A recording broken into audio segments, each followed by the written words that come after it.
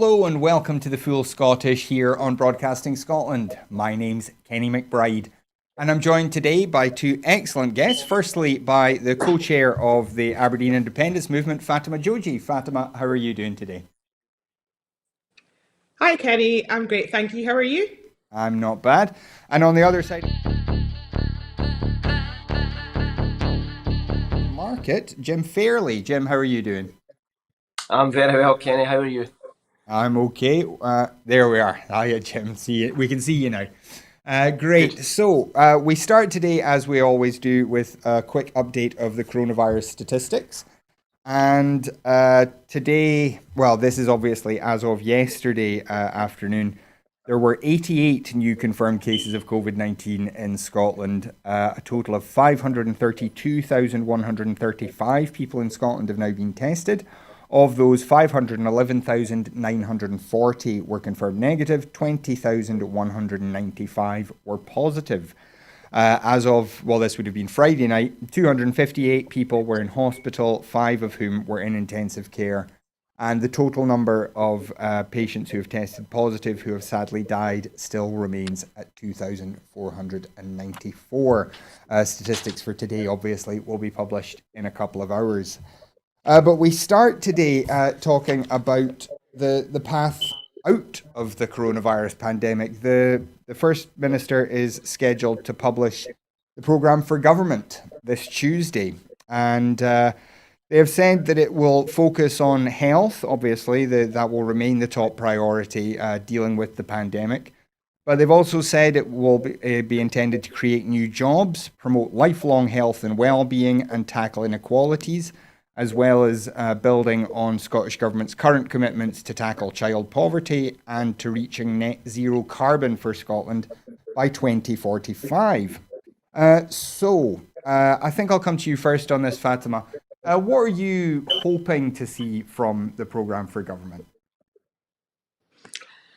As you know, we're entering flu season now, so I'm hoping to see I'm hoping to see some support that takes into the account the added pressures that we have going forward. We also hope to see like me in particular, and the rest of the Aberdeen Independence Movement that I work with, hope to see a package that takes into account the diverse needs of Scotland. Considering we have the Scottish Government, I'm aware, has been calling to for an extension for the furlough scheme, and likely that is coming to an end. We cannot rely on Westminster support, when that support barely even takes into consideration what we need. So I'm hoping to see a package that really takes into account the diverse needs of our nation. Okay. And Jim, much same question to you. We are going to be talking a wee bit more about farming specifically, but is there anything you're really hoping to see in the programme for government this year? I've just read the press release that was put out this morning by the First Minister, and that there are some exciting things in there. The tech sector, with the blueprint for the tech sector going forward, looks great. But I have to say that one of the biggest drivers in Scotland's economy is the hospitality industry. And we have a very real problem coming our way. And one of the things that the Scottish Government are driving the UK Government to do, as Fatima just talked about there, is the furlough scheme. Now, I don't think that the UK Government are going to continue the furlough scheme indefinitely across all sectors. But given the strength of the hospitality industry in Scotland, the food and drink industry employs over 350,000 people.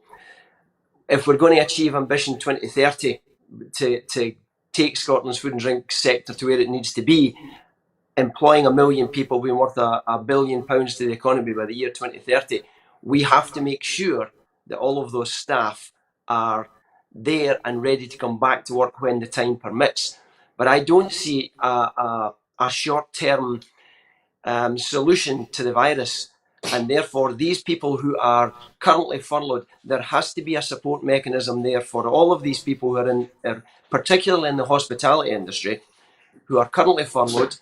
And I can't see any way how we're going to get into a sustainable business for restaurants, pubs, hotels between now and the end of the year, unless there is a vaccine for the virus, which I don't see happening.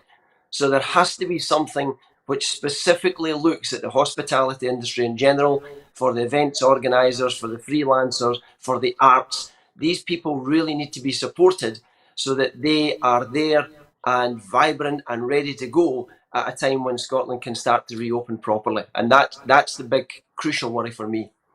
And Jim, both hospitality and farming have a really distinct seasonal element to them in terms of the amount of work that's done. How big an opportunity do you think there is there to maybe think about different ways of supporting those sectors in general? Because obviously that peak of work in the summer that happens. And then the quiet period in the winter it is an ongoing theme. So is there maybe changes that you could see to how support is done that would help that even when there's not a pandemic, if you like? From the farming point of view, farming has kind of largely carried on as normal, to be honest. During lockdown, I think I might have even said this the last time I was on. During lockdown, farming families just continued as they were. They continue to lamb the sheep, calve the cows, sow the barley. The pandemic hasn't struck them, the farming community, in the same way as it's hurt other people. Where farmers are really noticing it now is the agricultural shows aren't happening, the big gatherings aren't happening. But that has a more detrimental effect to the people who supply that part of the show season. So outside caterers, the guys who provide the electricity, the guys who provide the toilet facilities, these are the guys that are being hurt by the pandemic. And while farming can contribute to that greatly throughout the course of the summer with the shows and everything else that they put on, it hasn't affected them in the same way. Where we might have a problem is when we get into the back end sales season, where farmers have to we have to socially distance going into markets when the big sales are on, because the vast majority of livestock in Scotland are sold sort of middle of August to December, January. And the farming community themselves are going to have to really pay close attention to the requirements of the Scottish Government's request to socially distance and adhere to all the practices that we know will keep us safe. There's always going to be, if there's going to be a threat to farming in Scotland, we'll come to that later when we start talking about, if you're going to talk about trade deals and where we're going from there. But in terms of the hospitality sector, there has to be, if we can't get social gatherings together, we're going to have to make sure that those staff are still available when we can. But what I know that the online presences are happening. The Edinburgh Festival have done book festivals and readings and all the rest of it. But how is that generating income? Because at the end of the day, if the income isn't coming in, we can't support these people. So that there's going to have to, and to be honest with you, the arts in particular and the fringe, a lot of the stuff that's happening online, having these conversations here just now, that is definitely having a positive effect in keeping stuff moving as far as people being able to consume it. But how is it going to be paid for? And how are we going to get the big festivals on? So, a band sitting in their garage doing a mock-up of a concert is not the same as being at a concert, and it certainly doesn't generate the revenue. So we need to find ways of making sure that all the people that are involved in that industry that bring people into Scotland and spend money here, that there is a way of holding on to them until such time as we find solutions to the problems that we currently have. And there will be solutions. It will happen. We're a very ingenious country, and we will come up with solutions to make sure that one of our key driving industries doesn't go to the wall. And that's one of the things that I'm really going to be looking for out of the programme for government this coming week. Mm-hmm. And Fatima, Aberdeen obviously has been in a unique situation the last few weeks. There have been these additional restrictions placed. Some businesses had to go back into furlough and of course now are looking at the end of that furlough scheme and wondering how much longer those restrictions might last. Do you think there is a need for the furlough scheme or something similar to continue for the much longer term, the way we've seen in somewhere like Germany or France, where the furlough scheme remains open for 2 years so that if there are a need for these local lockdowns, then people can still be protected in some way? If we're talking about long-term responses, we need to recognise that the coronavirus has had an unequal impact on different sectors across the country and cities. I'm a bit concerned about the impact it has had on the hospitality and tourism sector, for instance, here. And we need targeted measures to be able to achieve this long-term support and continuation of our services. I am welcoming, for instance, due to job losses, I am welcoming this talk of a job guarantee scheme for young people in Scotland, which will see them have 2 years of secure employment.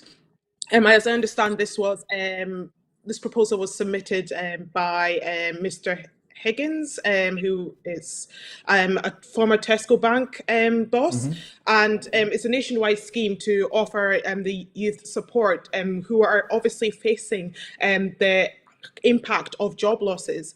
So I think the job guarantee scheme would help in the long term for production and also for recovery. The targeted measures for hospitality and the tourism industries, I hope to see that the Scottish Government will take into consideration the diverse needs of Aberdeen and the Shire and provide financial support in these sectors. So yes, that would hopefully see an extension to the furlough scheme to be able to keep staff to be able to continue in these sectors, because it does give us a lot of money it does bring about a lot of money in our economy, and without these sectors we're going to see long-term struggle if they are hit beyond the point of recovery. So I do hope to see targeted measures in these sectors. And Fatima, just before we move on a wee bit, there was a pledge to have a white paper on independence in the last programme for government. Now obviously coronavirus has got in the way. Do you expect to see that or something similar in the programme for government for this year? I hope to see something similar, because I do believe that the white paper we have is outdated. There is need for further analysis, taking into account the unseen impact that we've had, such as the coronavirus. So I do expect, to be honest, to see an updated white paper from the government in this programme. Well, on that note, the Westminster Parliament goes back on Tuesday as well, and the SNP has vowed to return to Westminster with an energised purpose to deliver independence for Scotland. This is what they've said in a press release today. They've said they're planning to settle up, not settle down, that famous phrase from Winnie Ewing back in the day. So, Jim, I'll come to you first on this. Do you think we are now on a kind of inevitable trajectory towards independence in the near future? Oh, I pray with all my heart that we are on an inevitable journey to independence in the very near future. I said prior to the last general election campaign in 2019 that I hoped it was the last ever parliament that a Scottish MP would ever have to stand for to represent a constituency in Westminster. Equally, I hope that the 2021 election is the last ever campaign where we have to fight to get a seat in a devolved parliament, and that we are absolutely heading towards independence. But there are some very big roadblocks in the way of that. And the Westminster government have absolutely wakened up to the idea that it might actually happen. So there are things that we are going to have to focus our minds on right now. And when the Westminster group are saying that they want to settle up and not settle down, one of the key issues that we have to look at is the bit by bit erosion of the gains that we've already made through devolution. And one of them is the UK internal market is nothing more than an opportunity for Westminster to start to erode powers back to Westminster away from Holyrood. And we were raising this in 2016, because when you look at the devolved powers that are coming back from Westminster, you really look at farming, fishing, environment. Those are the key ones.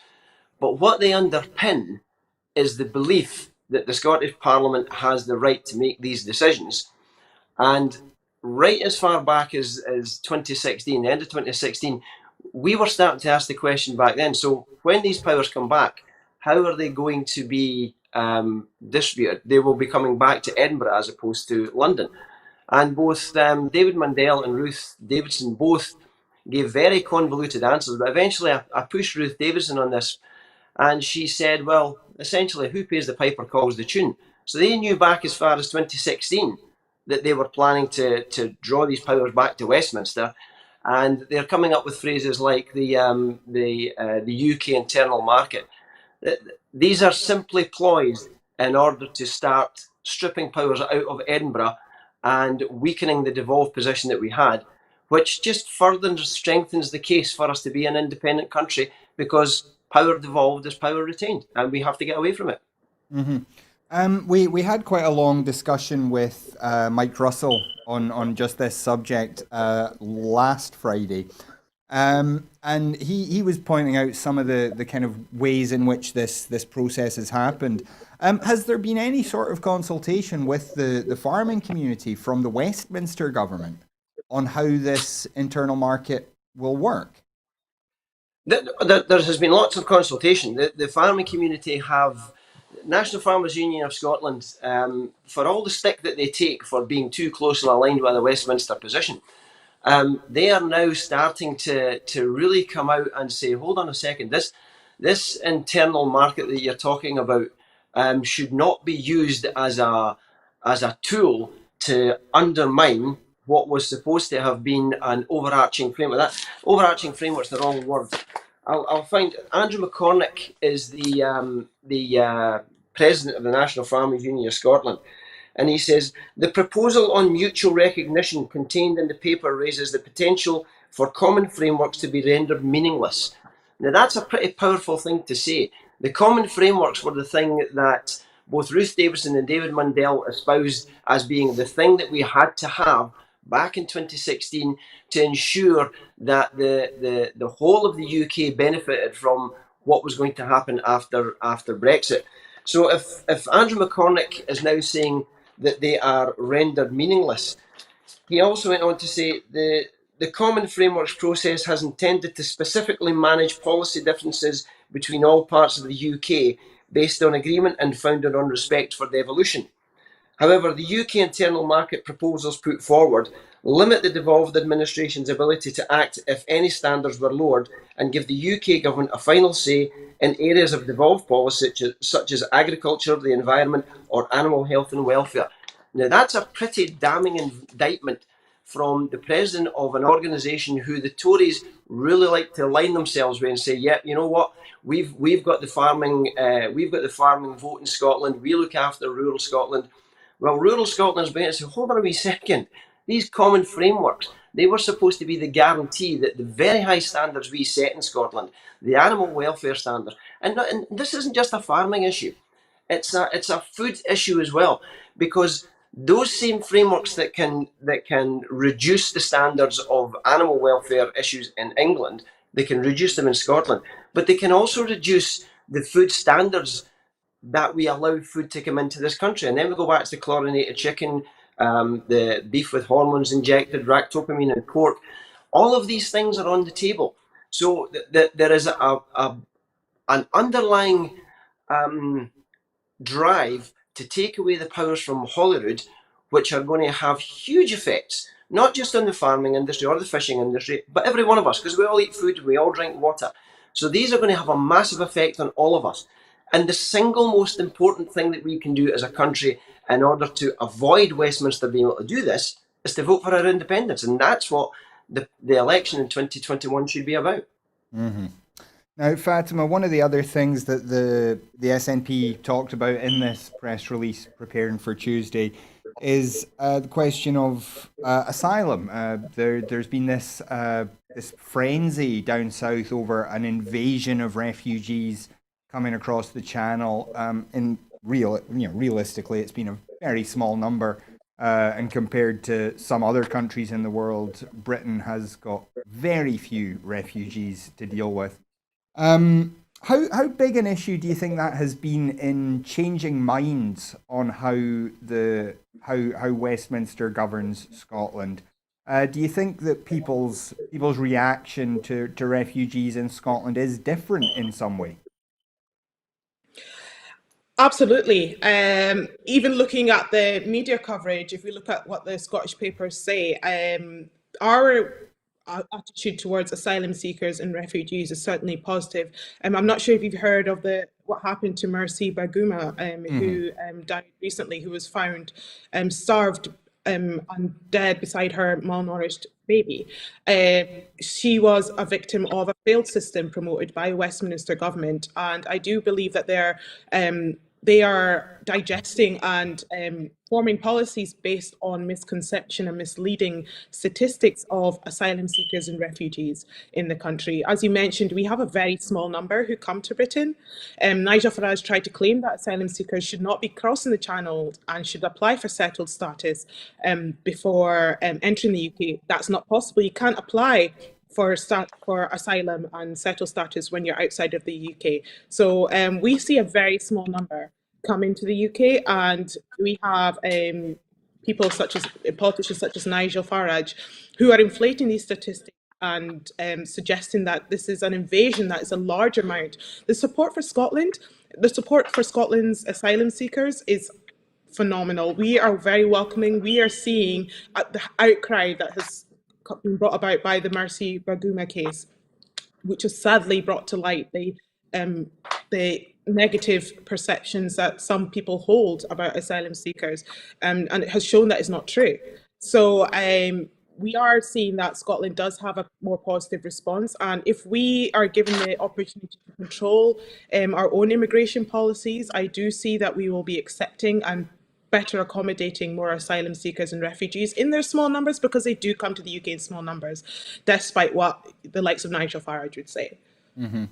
And when you look at the Westminster Chamber and the kind of abuse that some of the SNP MPs have faced there, again, is that something that you think has changed minds? Do you think people see what the kind of language that is used, the way that Scottish issues are treated by Westminster?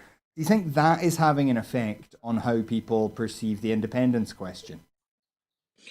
Definitely, we're seeing is one of the main reasons. I do have another reason that I'd like to bring up.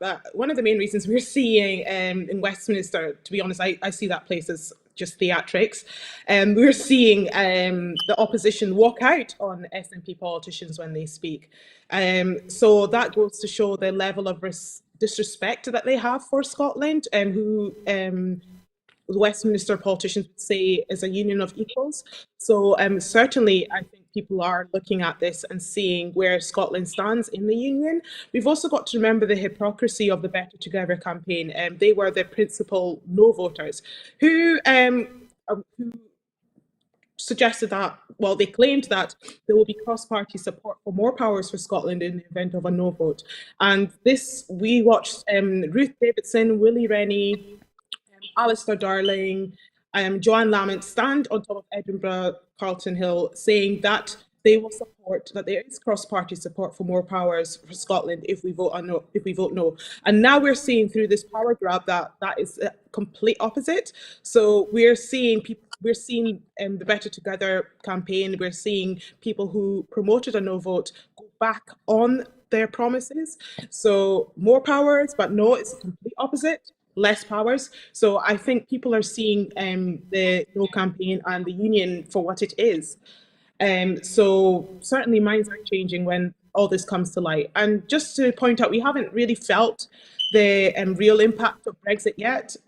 So once that happens, I feel we will see more people supporting a yes vote. Yeah, well, we will wait and see how that goes.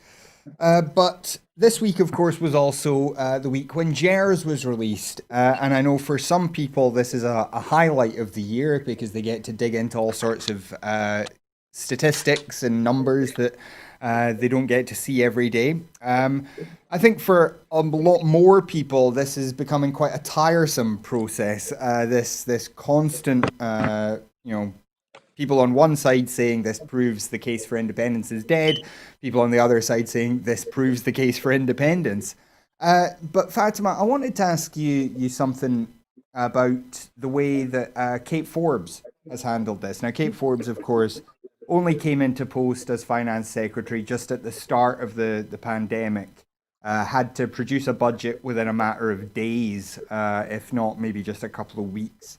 A budget that had already been considerably delayed for all sorts of reasons.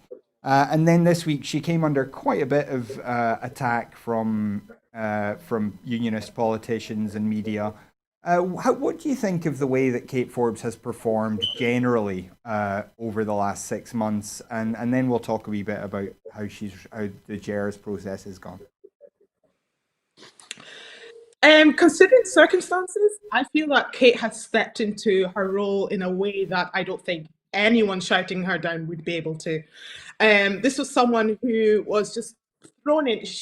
Kate is a young woman, I believe she's under 30, and she was just thrown into that role. She has demonstrated her knowledge time again. She has even got to the point where she has proved a whole party wrong on their projection of certain statistics in the economy, and obviously people were calling on them to apologize to her. She knows her stuff, and she presents herself in a manner that is clear. And it's rather telling that after she gave her GERS interview, her interview on the GERS report yesterday, that the line of attack was her mode of delivery.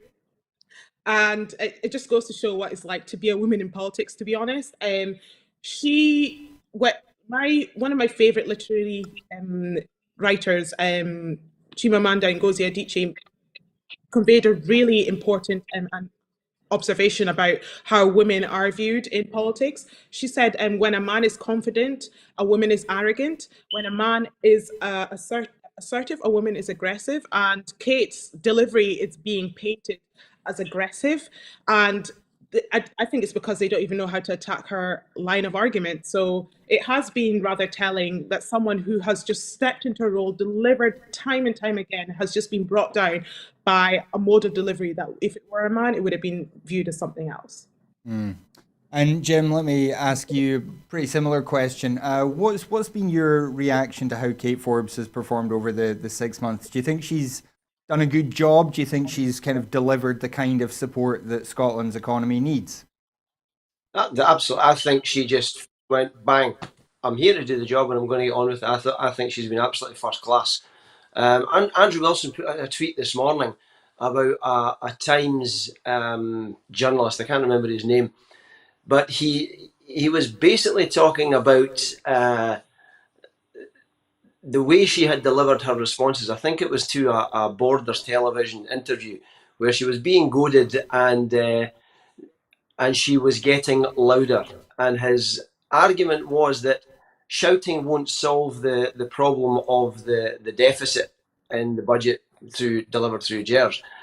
And Andrew made the point that it was beneath the kind of journalism we should be having, that if a man had done the same thing and had been forthright in their position and say, look, this absolutely emphasises the need for independence, he wouldn't have pointed out the fact that he had gotten louder, but he accused her of shouting, and it was patronising, and it was attempting to be patronising and demeaning. But I think the way Kate has handled the entire portfolio since she's come into office does not allow for those kind of patronising comments to stick, because as far as I can see, she's handled it masterfully. And what do you make of the whole GERS debate anyway? As I said, it's kind of just become an article of faith on both sides of the independence debate that GERS proves the case. Do you think there is anything very useful we can learn from GERS now? I think what we can learn that was useful on Thursday was Brian Taylor's pronouncement on Good Morning Scotland. So much so that Phantom Power actually made a wee video out of it, and I think it's absolutely brilliant. That the GERS figures were actually produced in 1992 by Ian Lang and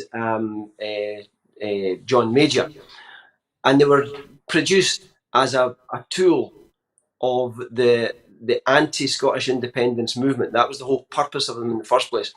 And when people take it in that context, it just completely throws out any notion of a deficit or anything else, because it takes absolutely no account of what the decisions that we'd make here in Scotland ourselves. And they have been used as a bouncing ball every year, as you say. But I think the fact that we heard that on a BBC report at one of their prime time news programmes has more than raised a few eyebrows, which is very good. But it kind of brings the whole thing into context. But what it also does is it reminds us that the Tories have always looked to undermine and make sure that the rise of the belief in Scotland's independence should be squashed, it should be quelled, it should be stopped. And John Major and Ian Lang were in a majority Tory government. We've now got a 79 or an 80 seat Tory majority government, which takes us back to the position I was talking about earlier on. That all of this has to be looked at in the context of the much longer game, which is, was devolution the tool to crush independence, or was it going to be the vehicle to take us towards independence? And I think it was George Robertson who once said that this was going to be the thing that would stop it altogether. Or was he the one that said it would make it even stronger? That was George Robertson said it would kill nationalism, stone dead. Yeah. Yes. Well, it hasn't. So now they're going to come up with other methods and other tools to try and kill nationalism again. And that's what this power grab is all about. That's what these undermining of the powers that we have in Holyrood, because they're going to erode them. The building of the Scottish office right opposite the Scottish Parliament. There's a reason for all of this. There's a reason for all of these things happening. And it goes as far back as 1992 when they first released the GERS figures. They do not want Scotland to be an independent country. And we have to make sure that we give ourselves the opportunity to vote for an independent country. Mm-hmm. And Fatima, I wonder, given that we have seen the polls shift towards independence in the last couple of months, seemingly a relatively stable majority at just over 50%. Do you think that changes the way people look at things like the GERS figures, and perhaps, making that argument that Scotland's not good enough, not rich enough to survive independence now has even less impact than it did before, because they're now arguing against what seems to be majority opinion? Well, I think independence and support for independence is growing for the reason that if you read the work of Gordon McIntyre Kemp, he rightly pointed out that the GERS figures just paints a picture of Scotland's budget controlled by Westminster. It just paints a picture of our economy that's controlled by Westminster. If we break down the figures, 70% of our revenue is controlled by Westminster, and 40% of the spending is by Westminster, of Scotland's spending is by Westminster, and this spending that's done on Scotland's behalf is not even seen in Scotland. So it's really telling how we don't even have control over this budget, and they're creating a deficit on behalf of Scotland. And is this supposed to be an economic advantage for us remaining in the EU when this is the case? So Kate Forbes rightly pointed out that governments everywhere are running unusually high deficits. But the difference is they have the power to control it. We don't. So it doesn't paint a picture of how we would do in an independent Scotland with our own economy. So it's always good to make it clear that what we're seeing now is just a picture of our economy controlled by Westminster. 70% of revenue is controlled by them, 40% of spending. And if we take back the fact that that 40% of spending on behalf of Scotland is spent elsewhere, is spent outside of Scotland, we don't see that spending. So that's something we need to take into consideration when we see these GERS figures. Yeah, absolutely. Well, we do move on. Sorry, Jim, go on. One of the figures that I do find absolutely fascinating is that 8.2% of the population of the UK have somehow racked up 25% of the deficit. It really, the figures are laughable, and I think the more we talk about it and the more people actually see the reality, the more they're not going to be too concerned about what the GERS figures say, rather than, right, okay, how are we going to go forward from here? And I think that's the important bit. Mm-hmm. Now, Jim, one of the reasons we have you on the show is because you are an expert on farming. And this week we saw discussions about agriculture in the Scottish Parliament, where, as you said, the Tories were arguing against the position of the NFUS. We've also seen, or rather, there's about to be a discussion of a new fishing bill I think, in Westminster in the next week or two. Just give us a wee kind of general picture of where the farming and food kind of production communities are sitting just now, in terms of who they trust to deliver a good outcome for them as Brexit approaches. Where is the farming community on Brexit, and how that process is being managed just now? First of all, I'm not an expert. I hate the word expert. Don't call me an expert. Well, you know more than most of us, Jim. I work in the farming industry. I just hate to be described as an expert on anything. The farming community are like any other community. Some people believe in the United Kingdom. Some people believe in Scottish independence. Some people are swing voters. You can't really define the farming community as any one thing.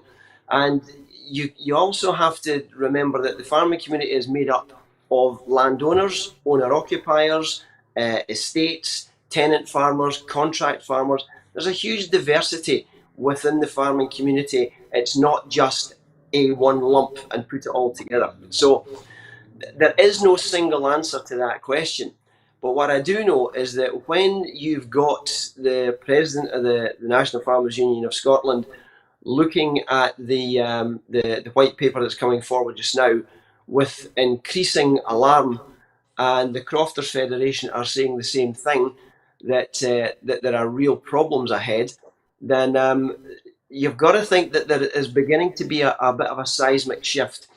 There is also a lad that writes in the Scottish Farmer, a guy called Richard Wright. He's all over the whole European situation. And one of the things that he was talking about today or over the weekend, and one of the things that keeps coming back, is how the UK government keeps saying that they are not going to reduce animal welfare standards or produce food production standards and all the rest of it, but they are going to export them. They're going to do the trade deals with the countries where these things are not as scrutinised or as strong as what we have in this country. So that there is going to be a period of time, and it's probably going to happen after Brexit happens, where they start to get into the proper negotiations. Now, the UK agricultural bill that went through, they had the opportunity at that point to say that, to put the amendment in, the Neil Parish clause, which would have made it illegal for anyone to import food into this country that was of lower standards than the food that we produce here. And that was voted down, including by all of the 6 Tory MPs in Scotland. It was then to go on to the trade bill, and it was voted down. So there is nothing in law to state that we will protect our food standards, animal welfare standards in this country. And the farming community, and I would say across the board, despite what I've just said about there being so many differences, the farming community across the board are beginning to look at these things and say, hold on a wee second, what does this actually mean for us? Where is this going to go? And I had a fairly robust debate with George Lyon in 2017. And I asked George at the time, what did he think were the key concerns that we should have about Brexit at that time?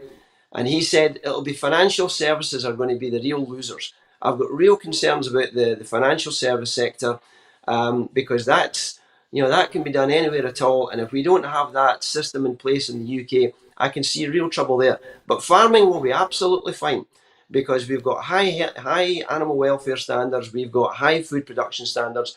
We'll be absolutely fine. Well, I argued with him, and I said that I think it'll be the exact opposite.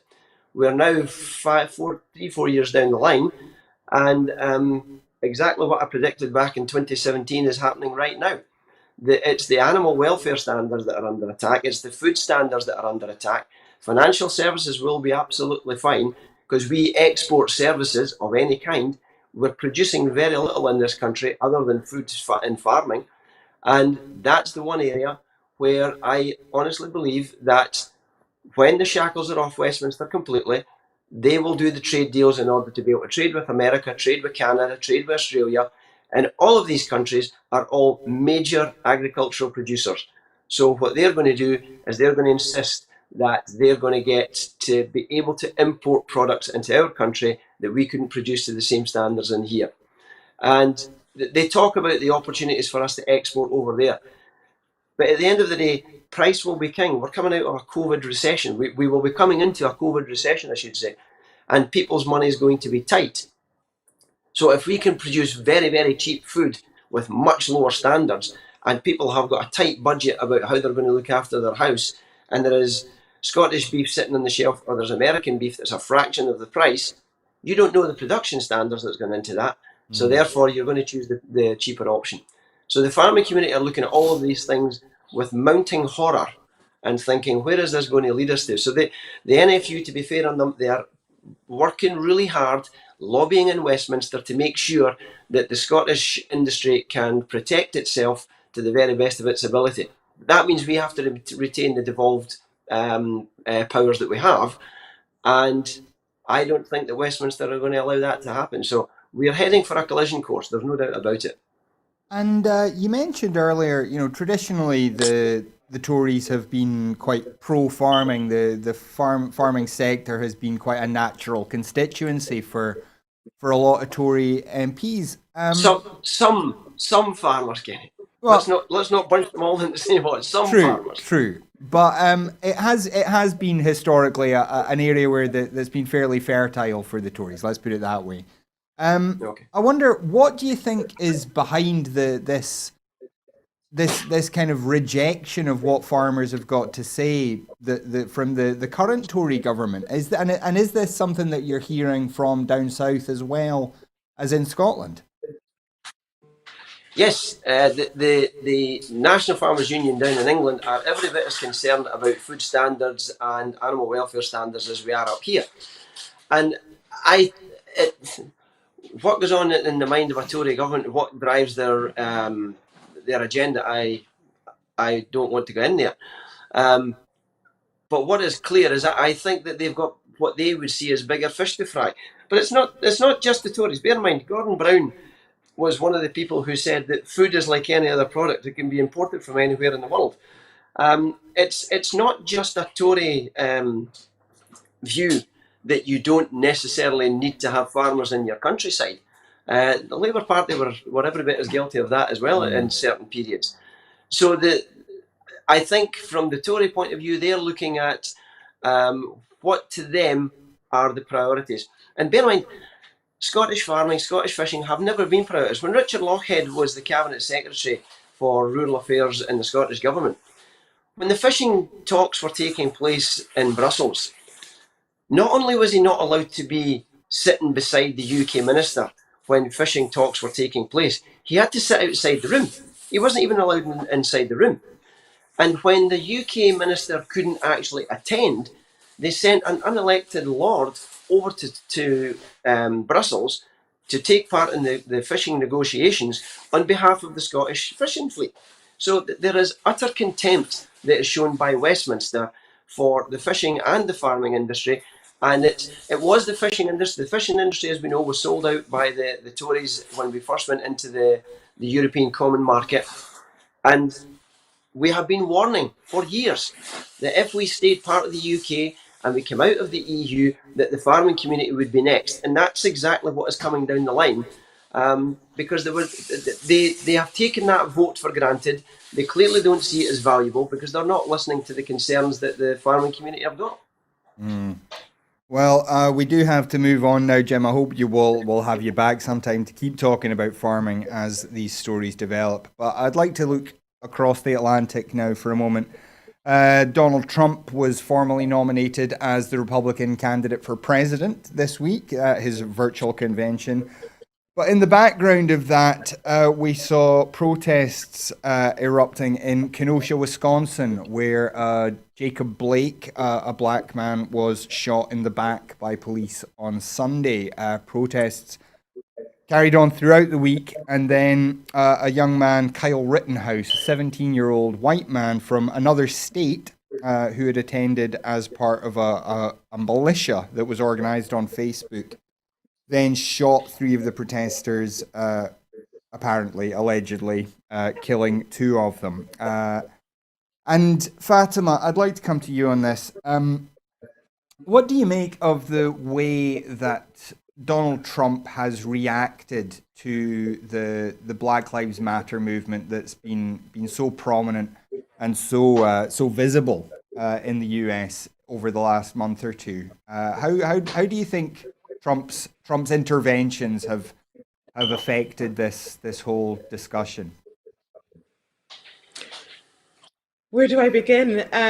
We have a US president who is reactionary by demeanor. If you look at his whole demeanor, he's reactionary. He doesn't think before he speaks. His rhetoric is designed to put a target on people's backs. He creates more discord than he creates unity. And he recently tried to use footage of today's America to suggest that people shouldn't vote for Biden. And I was like, Trump, that is your America. Protests, looting that's going on. And may I say that it's not even the Black Lives Matter protesters that are doing the looting, it's the people who are taking advantage of the situation to try and paint a negative picture of otherwise protests that are responding to people actually dying. And I feel that we need to consider the impact his views, his decisions have on the rest of the world. I don't think we could ignore it. If you look at what he's done over the past 2 months in response to Black Lives Matter, he's pushed that rhetoric like law and order. It's like law and order in the first place wouldn't see a certain racial group targeted because of their racial difference. It wouldn't see them being gunned down in the streets for reasons that are not justified at all. It would also see these people being brought to justice, which is not happening. So I'm concerned that he has done everything to escalate the situation and nothing to bring about peace. He's done everything that's far from mediating, and of course I'm looking on at this and I'm worried about it. If he's elected again, the costs that's going to happen, and the impact it will have on the rest of the world, and this ripple effect that we'll see. So I am concerned that there's a president there who just does everything that you wouldn't want to see in a president, to be honest. I just saw him break a pledge to pause to honour MLK Day, that's Martin Luther King Day, by accusing Democrats of trying to take away people's gun rights. So he was actually backing the protesters with these guns. And it's telling about, like, I'm lost for words, as you can see, because I'm just looking on with great concern. And despite it's not happening on our soil, it is going to have an impact on the rest of the world.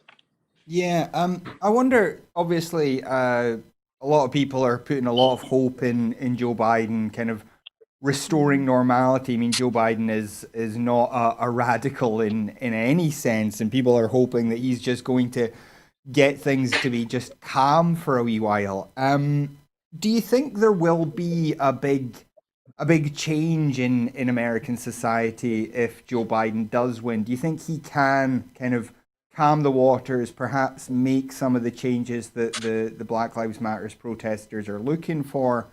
Or do you think that this will just be another thing for these essentially white supremacists to get angry about and perhaps kind of stir the pot even more?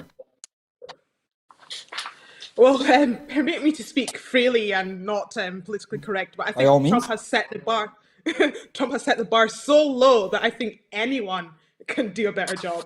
And Biden is certainly someone that I can put my faith behind. We've seen high-profile politicians and activists come out in support of him. I've seen Michelle Obama give a really compassionate and measured speech about why we should support Biden.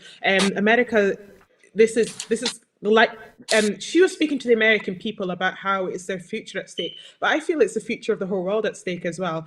And I feel that Biden is not Trump. Obviously, he's not Trump, so he will certainly do a better job and bring about peace that we need and unity. He has the ear of really well-respected and high-profile people who will guide him, who will help guide him, I'm sure. So the endorsements are really telling of what he can do to improve America.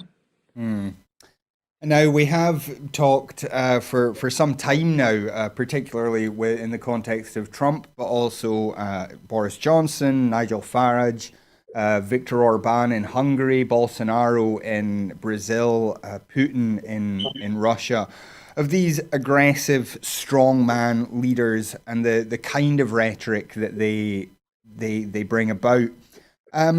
Jim, I wonder, when we look at the UK, we see an awful lot of this kind of language. We mentioned the language about refugees earlier on, but we talked with Maggie Chapman and Keith Brown on Friday a lot about the unionist rhetoric that we've seen recently. A lot of talk about the war, the unrelenting war against nationalism in Scotland. We've seen people talking about, we needed to put the boot in. What do you think of all this kind of violent, aggressive language that we're seeing in politics? Is there a way that we can kind of lance that boil and start having more normal political discussions? In Scotland, we can only take care of our own discussions, and we have to have respectful discourse in our own political differences, and there are strong political differences. We clearly have to get to the position where the Constitution moves on, and my hope and belief is that will be through independence. But when you hear the kind of language coming out of Douglas Ross and Ruth Davidson, now it's clearly been orchestrated, because I don't believe for one second that Douglas Ross has suddenly become the leader of the Tories by chance. And I think that his resignation from the government back when Dominic Cummings went for his eye test, I honestly believe that this is a bit of a forward plan on their part, that they can put a tough man, a strong man, he's got the right kind of unionist grit about him, that he'll sort it out. And to use phrases like the unrelenting war against the SNP, I mean, that's ridiculous language to use in a political context. We have differences, we have political opinions that are diametrically opposed, but there's a thought that came to my mind during the week, and that was that when the Scottish Parliament was opened in 1999, I remember clearly hearing it being spoken about as a parliament that would be about consultation and it would be about cooperation. We would reach conclusions by discussion. It would be a parliament that would be completely different to the adversarial kind of environment that was going to be down in Westminster. And to begin with, that, in fact, if I remember correctly, it was actually described as a bit boring because it was so, there was no adversarial contest going on. But what is it that has changed? Because we now see some fairly robust debates happening in the Scottish Parliament. So what is it that's changed? The one thing that has changed is the rise in the self-respect of the people of Scotland who've said, we've had enough and we want to have our own parliament. And that, to me, is where an awful lot of the type of language that we're talking about and the type of aggression that we're seeing has come from. Because that spirit of cooperation was all very well, so long as there wasn't the self-belief in the Scots that they could be an independent country. But now that we're actually waking up to that reality, the type of language and the type of abuse that is being doled out is getting more and more aggressive, let's put it that way. But we, from our point of view, from the Yes Movement's point of view, from politicians on the Yes side's point of view, we have to just keep calm. We have to keep our language moderate. We have to make sure that the way that we persuade people that independence is natural and that it is what any self-respecting country should be, has to be done in terms of looking at the ways that we can make Scotland better and try and avoid this adversarial, aggressive, unpleasant language that we're witnessing at the moment. And if we can keep to that, then I think we'll persuade far more people to vote yes than they'll persuade to vote no by using the kind of language that they're using.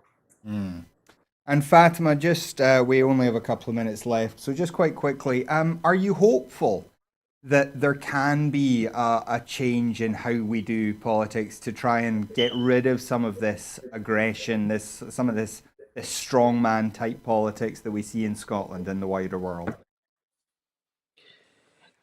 Yeah, absolutely. Someone who I greatly admire and respect in Scottish politics once pointed out that everyone who genuinely cares about a fair and just society would see that cross-party work is essential to this progress, regardless of ideology.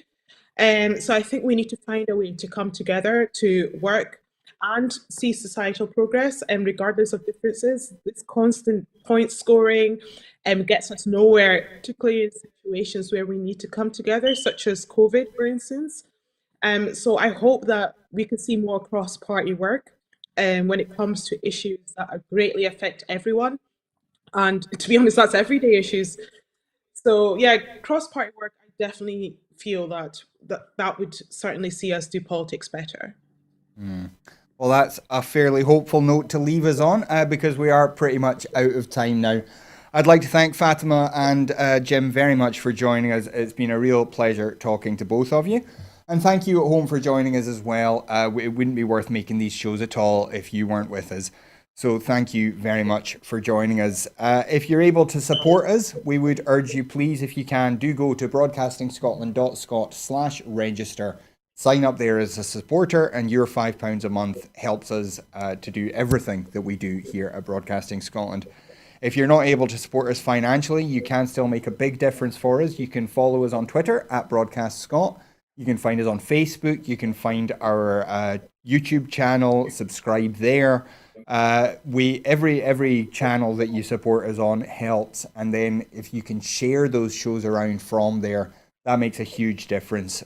Word of mouth is the best marketing that we can have for Broadcasting Scotland. So do please let your friends and family know why you support Broadcasting Scotland. And finally, again, Sundays are becoming a slightly different day for us here at Broadcasting Scotland, just due to the number of people that we have available to help out behind the scenes. So we would urge you, especially if you're free on a Sunday around about this time, do please get in touch with us if you'd like to get involved in supporting the work that we do here at Broadcasting Scotland. There's a lot of jobs that can be done behind the scenes and potentially in front of the camera as well. We just need bodies to start volunteering. You don't need any experience, although if you have some, that's very welcome. We can train you and provide all the support you need to get involved here. But we are becoming more and more. We're finding that we do need one or two extra people to be able to do everything that we want to do. So do please get in touch with us if you have any interest in that. But that is absolutely all we have time for. So thank you once again to Fatima Joji and to Jim Fairlie. Gordon will be back again tomorrow at 7 with Scotland at 7. I'll be back on my regular slot on Tuesday evening. But until then, thank you again for joining us and have a great Sunday. Goodbye.